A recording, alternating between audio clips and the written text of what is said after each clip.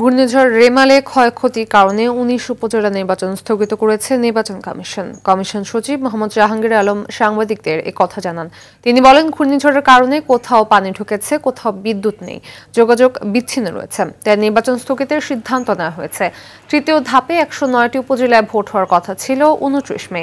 যে ১৯ উপজেলার ভোট স্থগিত করা হয়েছে সেগুলো হলো বাগেরহাট জেলার শরণখোলা, মোরেলগঞ্জ, মোংলা, খুলনা জেলার কয়রা, পাইকগাছা, ডুমুরিয়া, বরিশালের গৌরনদী, আগুলঝাড়া, পটুয়াখালী জেলার সদর, মির্জাগঞ্জ, দুমকি, পিরোজপুরের মঠবাড়িয়া, ভোলার লালমোহন, তজুমুদ্দিন, ঝালকাঠির রাজাপুর, কাঠালিয়া, বরগুনার বামনা, পাথরঘাটা ও রাঙামাটির বাঘাইছড়ি।